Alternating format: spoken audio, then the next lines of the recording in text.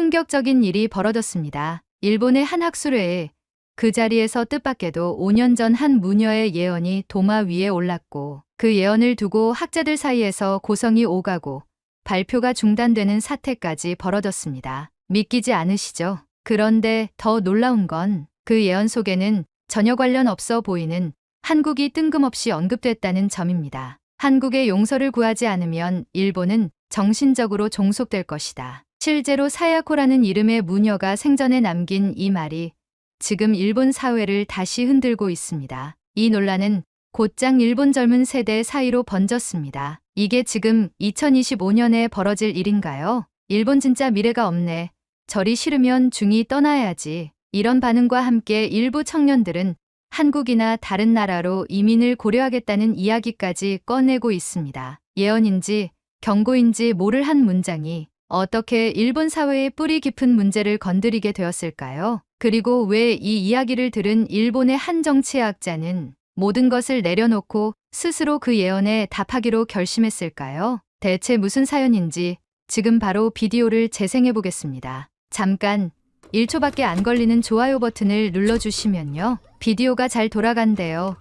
좋아요는 무료잖아요. 안녕하세요. 저는 일본 도쿄에 있는 국립대학교에서 정치외교학을 가르치고 있는 조교수 나루세 아카리라고 합니다. 올해로 34살이 되었고 전공 분야는 일본 근현대 외교사, 특히 한일 관계와 관련된 외교와 식민지배 책임 문제를 중심으로 연구하고 있습니다. 학자로서 논문을 쓰고 강의하는 삶은 그 자체로 바쁘고 동시에 무척 조심스럽습니다. 말 한마디가 외교적인 오해를 부를 수도 있고 발표 하나로 사회적 낙인이 찍히는 경우도 있으니까요. 그래서 저는 늘 거리를 두며 살아왔습니다. 제 일이 사회와 직접 맞닿지 않는 선에서 분석만 해도 충분하다고 믿어왔죠. 그런데 어느 날 그런 저의 믿음을 송두리째 흔들어 놓는 일이 있었습니다. 그날은 작년 봄 4월 중순 무렵이었어요. 오후 강의가 끝나고 교내 카페에 들러 잠깐 커피를 마시며 휴대폰으로 뉴스를 훑어보던 참이었습니다. 눈에 익은 정치인 기사들 사이로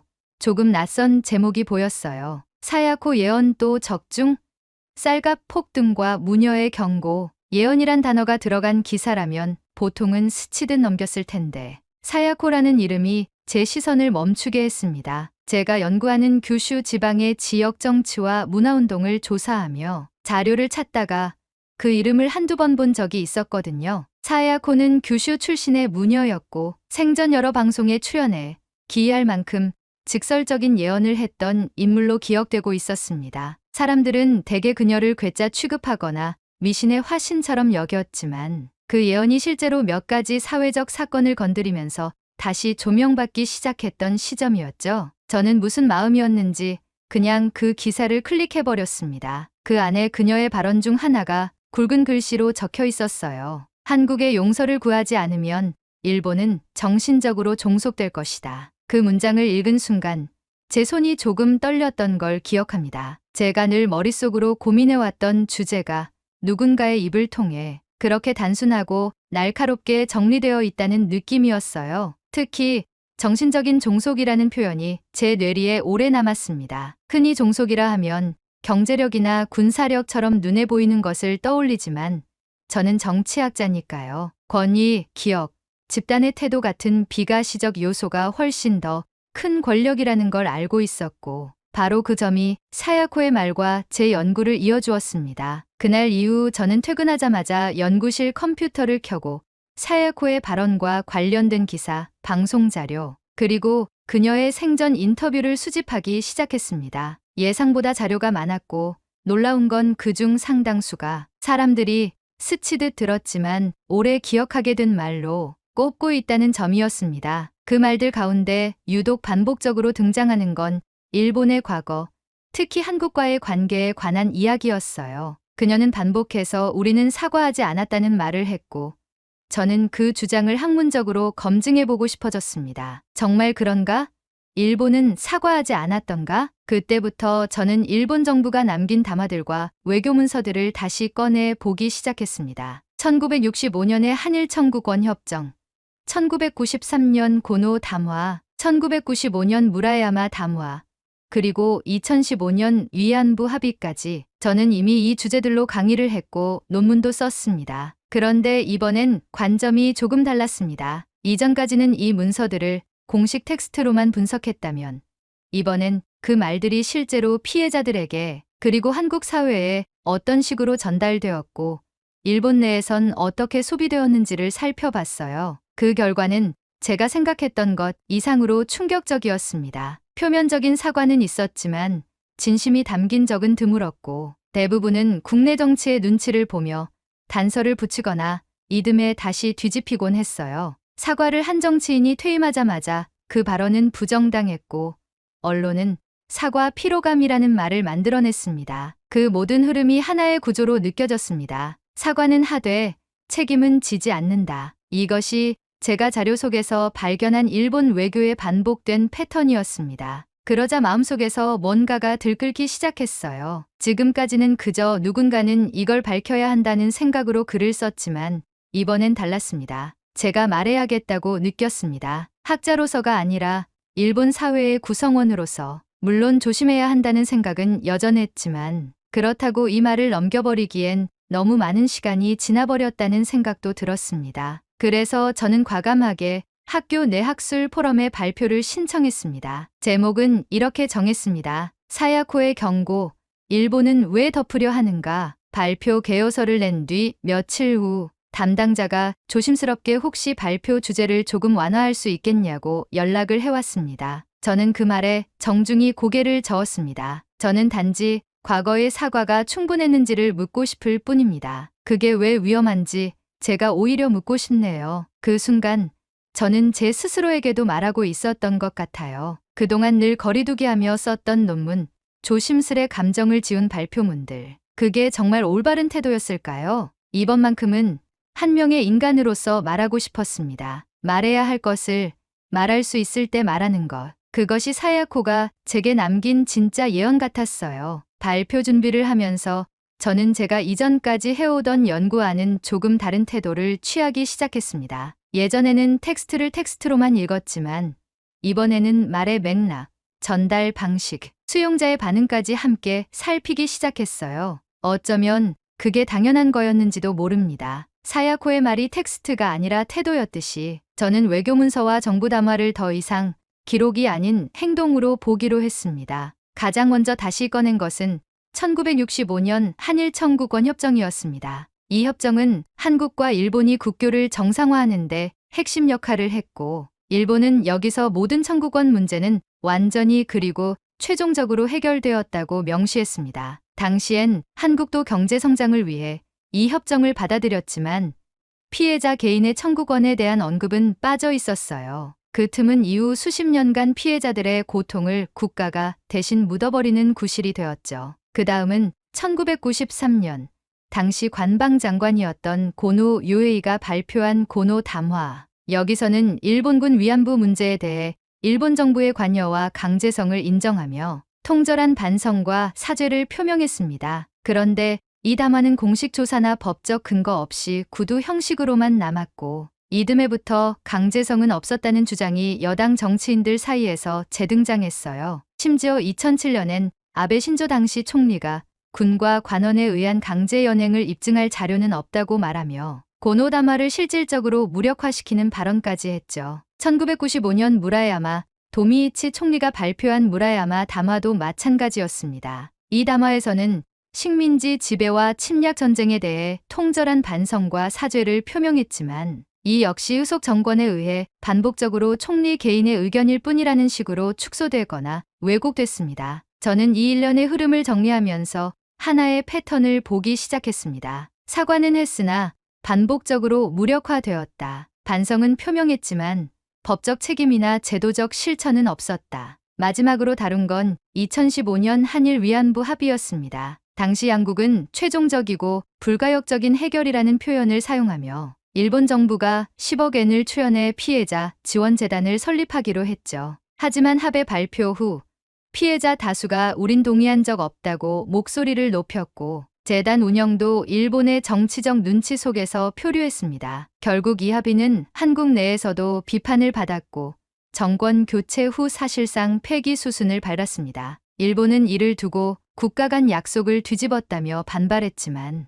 정작 당사자들이 배제된 사과가 얼마나 취약한지를 먼저 돌아봐야 하지 않았을까요? 이런 내용을 담아 발표문 초안을 썼고 제목 아래에는 이렇게 덧붙였습니다. 사야코의 예언은 신비한 말이 아니었다. 일본은 사과의 형식을 빌려 책임을 반복적으로 유예해왔다. 며칠 후 외교사 포럼에서 제 발표가 열렸습니다. 청중은 대학 교수들과 대학원생들이 대부분이었지만 외부 공개라 일반 참석자도 꽤 있었어요. 제 발표가 끝난 뒤 객석은 한동안 조용했습니다. 그리고 손을 든 사람은 한 명뿐이었는데 같은 대학의 선배 교수였습니다. 나루세 씨, 이 자료의 흐름은 흥미롭지만 예언이라는 틀로 연결한 것이 학술적으로 너무 감정적이지 않습니까? 학자라면 사실만 말해야 하지요. 저는 조용히 웃으며 답했습니다. 사야코는 저에게 방향을 알려준 사람일 뿐입니다. 그분의 말이 아니라 일본 정부의 행동을 분석한 게 제 주장이에요. 그 말에 더 이상의 질문은 나오지 않았습니다. 다만 회의가 끝난 뒤 몇몇 동료들이 다가와 아카리 씨, 발표 좋았어요. 근데 조심은 해야 해요라고 속삭였어요. 그때부터였던 것 같아요. 저를 바라보는 시선이 미묘하게 달라졌다는 느낌이 들기 시작한 것이요. 다음 주 제가 맡고 있던 일본 외교사의 현재 쟁점이라는 강의가 폐강 통보를 받았습니다. 이유는 수강 신청 인원 부족. 하지만 작년보다 인원이 늘었는데 폐강이라니 말이 안 됐어요. 학교 측에 문의했지만 내부 사정이라는 답만 돌아왔습니다. 그러던 중 SNS에서 제 발표 내용이 요약된 글이 갑자기 퍼지기 시작했습니다. 사과하지 않은 나라 일본, 예언자 사야코와 정치학자 나루세의 경고라는 자극적인 제목이 붙은 영상도 있었고요. 댓글은 두 가지로 갈렸습니다. 이 사람 말이 맞다. 우린 너무 무감각해져 있다. 또 자학사관이냐? 왜 꼭 한국만 생각해야 하는데? 저는 그 댓글들을 밤마다 읽었습니다.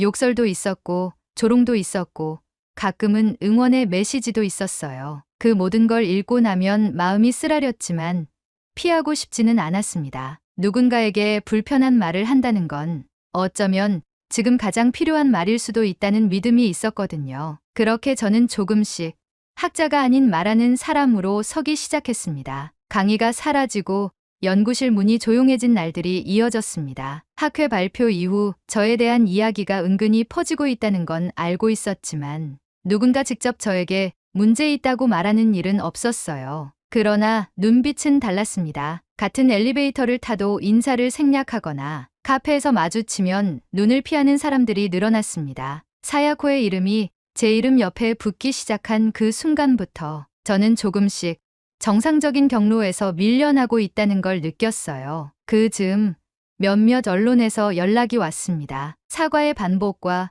그 구조에 대해 설명해 주실 수 있나요? 요즘 청년들 사이에서 역사인식에 대한 관심이 높아지고 있는데 교수님의 시선이 궁금합니다. 한 매체는 인터뷰 말미에 이런 질문을 던졌습니다. 혹시 그 예언 진짜라고 믿으시나요? 전 웃으며 대답했어요. 예언이 아니라 구조에 주목해야 합니다. 사야코가 던진 말은 틀렸든 맞았든 우리 사회가 무시했던 질문이었다는 점에서 중요합니다. 이후 인터뷰 기사가 나가자 예상대로 반응은 극명하게 갈렸습니다. 지지와 조롱, 공감과 비난이 동시에 쏟아졌어요. 한 트위터 사용자는 이렇게 썼습니다. 이제 와서 왜 저런 소리를 하지? 일본은 수십 년간 사과해왔고 한국이 받아들이지 않은 것뿐이다. 반면 어떤 대학생은 이런 댓글을 남겼습니다. 이런 교수님이 있다는 것만으로도 뭔가 믿고 싶어졌습니다. 저는 이 시점에서 한 가지를 분명히 느꼈습니다. 세대가 나뉘고 있다는 것, 그리고 그 사이에서 저 같은 사람은 점점 어중간한 자리에 놓인다는 것. 확신을 얻은 건 그 다음에 있었던 한 지역 시민대학 강연에서였습니다. 작은 강당이었지만 100명 가까운 사람이 자리를 메웠습니다. 사과는 정치가 아니라 태도입니다라는 주제로 일본의 과거 담화와 지금의 젊은 세대가 느끼는 거리감을 이야기했습니다. 강연 후 몇몇 사람들이 다가와 말을 걸었어요. 교수님, 저희 부모님은 이 얘기를 하면 다 잘나요. 그냥 조용히 살라고 해요. 근데 전 알고 싶어요. 정말 우리가 사과했는지 어떤 일이 있었는지. 22살이라고 말한 한 학생은 눈을 피하지 않고 말했습니다. 부끄러워도 진실을 배우고 싶습니다. 그래야 저도 어디서부터 잘못됐는지를 말할 수 있을 것 같아서요. 그 말을 들으며 저는 마음이 무거워졌습니다. 그건 분노나 회한이 아니라 이상하게도 뿌듯함과 두려움이 함께 오는 감정이었어요. 이제는 우리가 답할 차례다라는 생각이 점점 커졌습니다. 그런데 같은 강연회 마지막 질의응답에서 한 중년 남성 참가자가 손을 들고 말했습니다. 근데요, 교수님, 그렇게 자꾸 사과만 하면 일본은 언제 자존심을 회복합니까? 이미 수십 년 전에 다 정리한 일 아닙니까? 지금 우리 세대한테 왜 또 책임을 묻죠? 강연장을 울리는 그 말의 순간 공기가 무거워졌습니다. 전 조용히 그러나 분명히 말했습니다. 질문 감사합니다. 사과는 자존심을 깎는 게 아니라 책임지는 자세를 통해 더 깊은 신뢰를 쌓는 과정이라고 생각합니다. 그 과정이 단절되었기에 오늘까지 이 질문이 반복되고 있다고 저는 믿습니다. 그분은 조용히 앉았고 박수도 나오지 않았습니다. 하지만 어떤 청년은 제게 다가와 이렇게 속삭였어요. 저희 세대는 달라지고 있어요. 부모님 세대가 보지 못했던 걸 저흰 보고 있어요. 그날 이후 저는 소규모 강연을 꾸준히 이어갔습니다. 지방 도서관, 지역 커뮤니티 센터, 대학 동아리 모두 조용하고 작은 장소였지만 그곳에선 누구도 저를 끊지 않았고 누구도 조용히 좀 하라는 말은 하지 않았습니다. 정치권이나 대학은 여전히 불편한 존재로 저를 바라보았지만 대학생들과 청년들 사이에선 듣고 싶은 말을 해주는 사람으로 점차 알려지기 시작했어요. 한 대학생은 강연 후 제게 이메일을 보냈습니다. 교수님 말씀을 듣고 처음으로 일본이 진심으로 사과한 적이 있는지를 다시 생각해봤습니다. 그냥 외운 연도와 이름이 아니라 그 말들이 왜 중요했는지를요. 그 메일을 읽고 있자니 이 싸움이 가치 있는 일일지도 모른다는 생각이 들었습니다. 어떤 이들은 예언에 사로잡힌 사람이라고 조롱하지만 저는 이제 압니다. 그 말들이 사람을 움직였고 지금도 움직이고 있다는 것을요. 며칠 전 도쿄 시민문화회관에서 열린 한일 역사 인식 강연회의 발표자로 초청받았습니다. 정식 학회나 포럼은 아니었지만 공개된 행사였고 일반 시민들이 자유롭게 참석할 수 있는 자리였어요. 강연회 측은 제게 연락하며 조심스레 말했습니다. 사야코 예언을 언급하신 걸 알고 있습니다. 다만 이번 발표에서는 조금 더 교수님의 관점 중심으로 말씀해 주시면 감사하겠습니다. 그 말이 무슨 뜻인지는 알았습니다. 하지만 저는 고개를 끄덕이며 웃었습니다. 물론입니다. 이제 저는 그분의 말을 인용하지 않아도 제 입으로 말할 수 있게 되었거든요. 강연장이 넓지는 않았지만 좌석은 대부분 차 있었고 젊은 얼굴들이 눈에 띄게 많았습니다. 행사 담당자가 조심스레 속삭였어요. 요즘 젊은 사람들 사이에서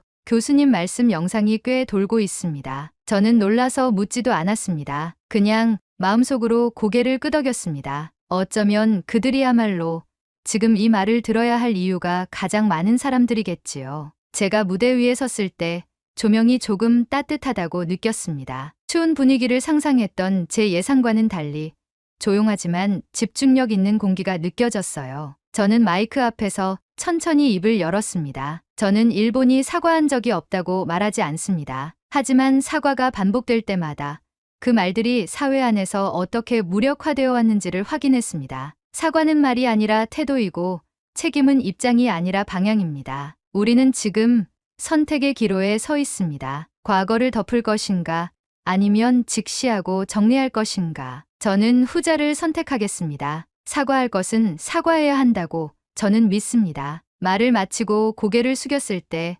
예상과는 다른 침묵이 흘렀습니다. 그 침묵은 짧았고 곧 작은 박수 소리가 들리기 시작했습니다. 한 사람, 두 사람, 그리고 뒤이어 전면에서 박수가 울렸습니다. 환호나 큰 함성은 없었지만 묵직하고 진심이 느껴지는 박수였어요. 강연이 끝나고 나서도 몇몇 분이 저를 붙잡고 말을 걸었습니다. 중년 여성 한 분은 저를 바라보며 손을 꼭 잡고 말했어요. 딸과 함께 왔어요. 어쩌면 오늘 처음으로 이 나라가 잘못했다는 말을 같이 들었어요. 또 어떤 청년은 제게 말했습니다. 교수님, 저도 언젠가 그렇게 말할 수 있는 어른이 되고 싶습니다. 그날 저녁 저는 집으로 돌아와 현관에 들어서기 전 하늘을 올려다봤습니다. 벚꽃은 거의 다 졌고 연녹색의 어린 잎들이 나무를 감싸고 있었어요. 조금은 변했을까? 이 사회도라는 생각이 들었습니다. 요즘 SNS에 제 발표 영상이 번역 자막과 함께 다시 올라오기 시작했어요.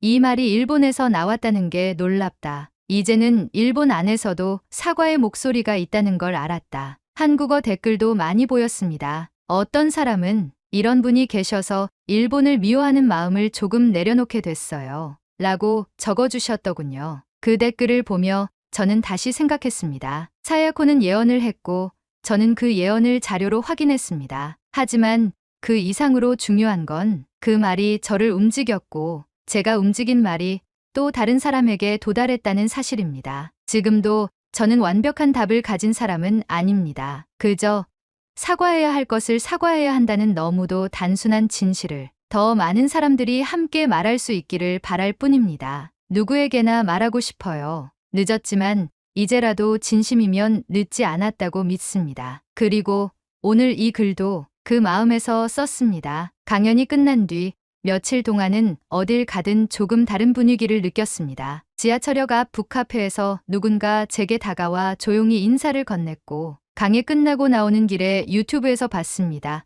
용기 내주셔서 고맙습니다라고 말한 학생도 있었습니다. 아무 말 없이 지나치던 그 시절의 눈빛들과는 달랐어요. 이제는 피하는 것이 아니라 조심스럽게 바라보는 시선이었습니다. 그건 저에게 무척 낯설면서도 고마운 감정이었어요. 학교에서의 상황도 조금은 달라졌습니다. 공식적으로 강의가 복귀된 건 아니었지만 몇몇 동료 교수들은 학내 소규모 세미나를 함께 열자고 제안해줬고 학생 자치회에서는 역사와 책임이라는 주제로 토크 콘서트를 기획해줬습니다. 그 자리에 저는 초청 연사로 참석하게 되었고 학생들과 마주 앉아 서로에게 왜 말해야 하는가를 묻고 답하는 시간을 가졌어요. 그때 한 학생이 이렇게 말했습니다. 교수님이 말해준 것만으로도 우리가 해야 할 말이 생겼어요. 지금껏 그냥 흘려보냈던 역사 수업이 이제는 다르게 들릴 것 같아요. 그 말을 듣고 저는 말없이 고개를 끄덕였습니다. 그날 밤 책상에 앉아 강연 복귀 노트를 정리하다가 문득 사야코의 예언을 다시 떠올렸습니다. 예언이라는 말은 이제 저에게 전혀 특별하지 않았습니다. 그건 단지 시작이었을 뿐 결국 사람을 움직인 건 그 예언이 던진 질문에 내가 대답하려고 했던 태도였다고 느꼈기 때문입니다. 사야코는 언젠가 말이 늦는 법은 없지만 말하지 않으면 아무 일도 일어나지 않는다고 했습니다. 그 말이 지금 제 마음속에서 메아리처럼 울립니다. 이제 저는 사야코 예언을 따르는 교수가 아니라 사과할 줄 아는 나라를 위해 말하는 사람으로 불리고 싶습니다. 어떤 이들은 여전히 저를 위험하다거나 과격하다고 말하겠죠. 그럴수록 저는 더 차분하게, 더 정직하게 말하고 싶습니다. 사과는 상대를 위한 것이지만 동시에 우리 스스로를 정직하게 바라보는 과정이라고. 우리가 잘못한 일을 외면할수록 그 잘못은 미래 세대에게 더 큰 그림자로 남는다고. 그래서 저는 앞으로도 계속 말할 겁니다. 대학에서, 시민강 연장에서, SNS 속에서도 말을 멈추지 않을 겁니다. 말이 닿는 곳에는 언제나 움직임이 시작될 수 있다는 것을 저는 믿습니다. 오늘도 제 메일함에는 누군가의 편지가 도착해 있었습니다. 고등학생이라는 익명의 학생이 보낸 짧은 글이었습니다. 교수님, 전 일본이 자랑스러운 나라가 되면 좋겠어요. 근데 그건 우리가 사과할 줄 아는 나라가 될 때 가능하다고 생각해요. 그 메일을 읽고 저는 잠시 모니터를 꺼두었습니다. 창밖을 바라보다가 다시 모니터를 켰고 이 글을 마저 쓰고 있습니다. 마음이 힘들고 고립되었다고 느꼈던 시간들도 있었지만 지금은 오히려 사람들과 함께 연결되어 있다는 걸 느낍니다. 그것만으로도 저는 충분히 용기를 얻었어요. 이 글을 읽고 계신 분들께도 조용히 부탁드리고 싶습니다. 사과할 것은 사과합시다. 늦더라도 진심이면 괜찮습니다. 그 한마디가 누군가에겐 첫 번째 희망이 될 수도 있으니까요. 감사합니다. 나룻의 아카리 드림. 오늘의 사연은 여기까지입니다. 오늘 사연에 대한 여러분의 생각을 댓글로 남겨 감동 비디오의 마지막을 장식해주세요. 그리고 오늘의 비디오가 공감이 되신다면 구독, 좋아요 한 번씩 부탁드리겠습니다. 여러분의 댓글 하나하나가 영상을 제작하는데 큰 힘이 됩니다. 다음엔 더 흥미로운 사연으로 여러분을 찾아뵙겠습니다. 시청해주셔서 감사합니다.